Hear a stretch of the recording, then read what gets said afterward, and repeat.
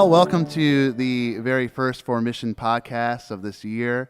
A special time as well, because this is the very first video cast that we're doing. And it's also special because I'm joined by the General Superintendent of the Pentecostal Assemblies of Canada, Dr. David Wells. Am I correct in that? On a good day, yeah. On a good day. David, you were recently re-elected as the General Superintendent in Montreal. April, was it? Early May.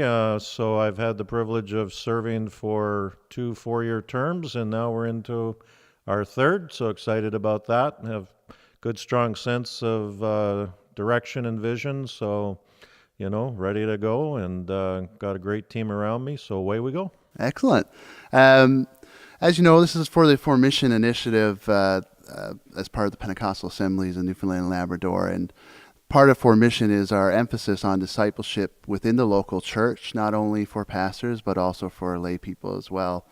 For you, having done studies and having pastored and being at the executive level, what is Christian discipleship for you?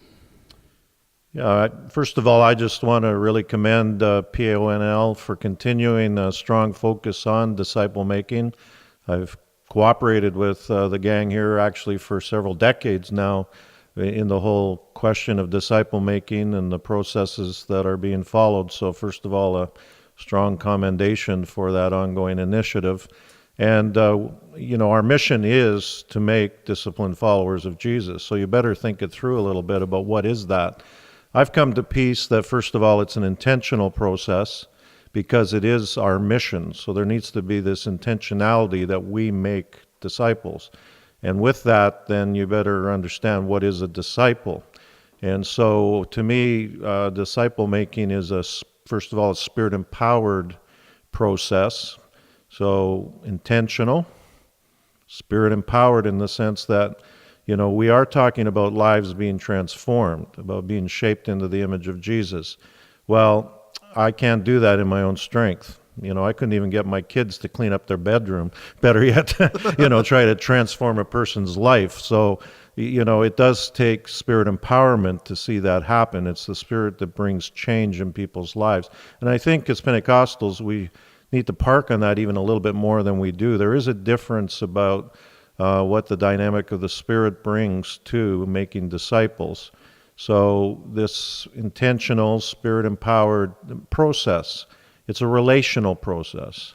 So we are talking about people willing to share their lives with others so that they can see what it looks like to, like Paul says in Thessalonians, we were happy not only to share with you the gospel, but our lives as well, because that's what it takes to make disciples. So it's this sharing of life over a time period. There's a process to it. And none of us is totally there yet. I'm not totally there yet. You're not, I'm assuming. Definitely not. I'll check with your wife. And, yeah, you have to check with her. You check with mine. I'm pretty sure that's a no on my part. Yeah. So, the process, it's important to think through right from the very beginning when somebody doesn't even yet know Jesus. That's part of the disciple-making process, and it is relational. So it's how do you first connect with people that don't know Jesus, from Justin Trudeau? They don't know that, Yeah. How do you connect with people right through there, see people come to faith? How do you help them grow through all the stages of maturity? All of this is part of the relationally based process. And so it is important to think it through in an intentional way. And you kind of touched on that a little bit. It starts prior to really that conversion experience. So in a way, you're saying that discipleship is even before they have made a full-on kind of commitment. You're already starting in that journey along. Is that a dynamic shift from where we've been in years past, where we've said, we kind of believe without saying, discipleship sort of starts after you come to the altar and you say the prayer and do all that stuff? Have you seen, is that a shift there? Yeah, I do believe that the danger has been that when you see it just afterwards, then we tend to make it programmatic. Now you're going to be part of our discipleship program. Okay, yeah. and it's almost always then understood to be in a room somewhere for a certain period of time, a quarter or certain number of meetings. So I appreciate initiatives that help us in the journey of making disciples that, say, an alpha or something, you could use dozens of programs, but the reality is they have their benefit. But to understand, they're not discipleship per se. Disciple making is this long-term, relationally based process, the Spirit helping us to see people right from before knowing Jesus all the way through to the final day. And so with that in mind, I think in the Pentecostal world, we've been somewhat content to know we had the programs and we had the rooms booked and we had a certain number of people coming. Right.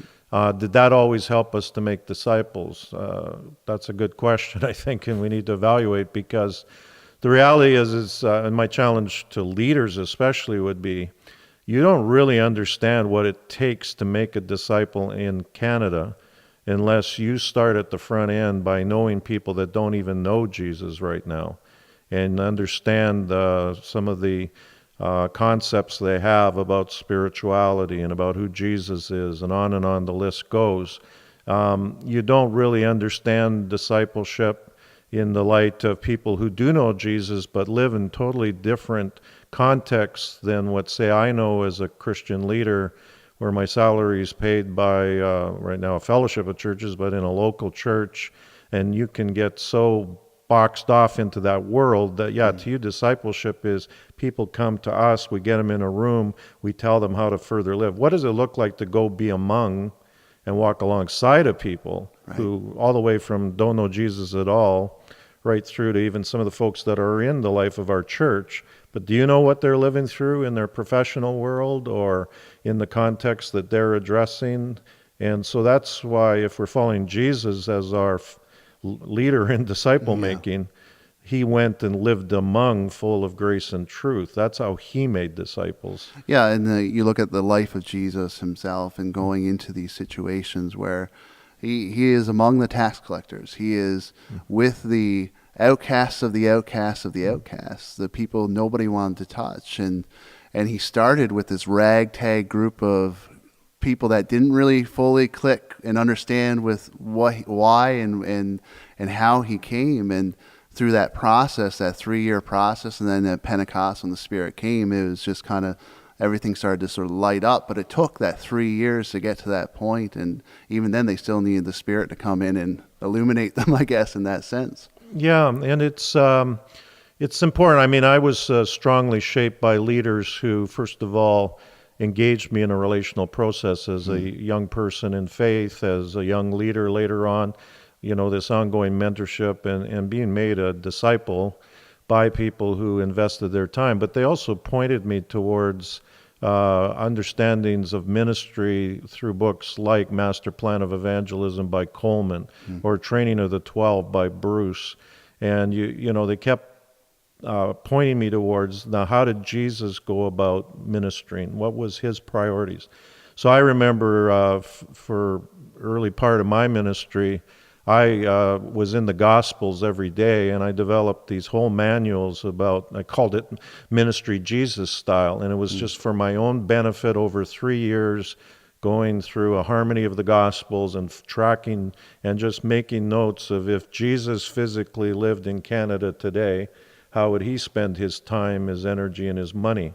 So, it's kind of, out of that came this understanding of intentionality about making disciples and how he went about it, what he gave the best of his time to.